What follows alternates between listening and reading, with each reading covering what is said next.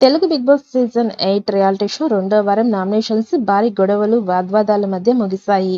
ఎప్పటిలాగానే కంటెస్టెంట్స్ తమ కారణాలు చెప్పి నామినేషన్ చేశారు. ఈ సందర్భంగా ఇంటి సభ్యుల మధ్య తీవ్ర అభిప్రాయ భేదాలు తలెత్తాయి. అయితే ఎవరికి వారు తమ వాదనలు సమర్థించుకొని ఇంటిలో ఉండడానికి అర్హత లేదంటూ ఎలిమినేషన్ కోసం నామినేషన్ చేశారు. ఈ వారం ఎలిమినేషన్ కి అవకాశం ఉన్న కంటెస్టెంట్స్ వివరాల్లోకి వెళితే 'బిగ్ బాస్ తెలుగు' సీజన్ 8లో తొలి వారం ఎలిమినేషన్ ముగిసింది. తర్వాత ఇంటిలో రెండో వారం నామినేషన్స్ ప్రారంభించారు. తొలి వారం ఇంటి నుంచి బెజవాడ బేబక్క ఎలిమినేట్ అయిన విషయం తెలిసిందే. తొలి వారమే ఆమె ఇంటి నుంచి వెళ్లిపోవడం ఆమె ఫ్యాన్స్ కి షాక్ తగిలినట్టయింది. రెండో వారం నామినేషన్స్ సందర్భంగా ప్రేరణ, కిరాక్ సీత, విష్ణుప్రియ, సోనియా ఆకుల మధ్య భారీ వాగ్వాదం జరిగింది.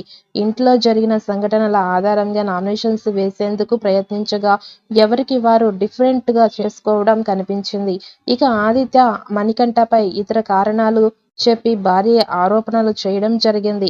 అయితే నామినేషన్స్ ప్రక్రియ ముగిసిన తరువాత బిగ్ బాస్ ఇంటి నుంచి బయటికి వెళ్లడానికి అవకాశం ఉన్న పేర్లను ప్రకటించారు. ఈ వారం నామినేట్ అయిన వారిలో మణికంఠ, ప్రేరణ, పృథ్వీ, ఆదిత్య, నిఖిల్, కిరాక్ సీత, శేఖర్ భాష, నయనిక ఉన్నట్టు తెలిపారు. ఈ వారం మొత్తం 8 మంది సభ్యులు ఎలిమినేషన్ ప్రక్రియకి ఎంపికయ్యారు. అయితే ఇందులో అతిపెద్ద క్లాన్ ఉన్న యష్మి గౌడకు ఒక స్పెషల్ పవర్ ఇస్తూ ఇంటి సభ్యులకి షాక్ ఇచ్చాడు.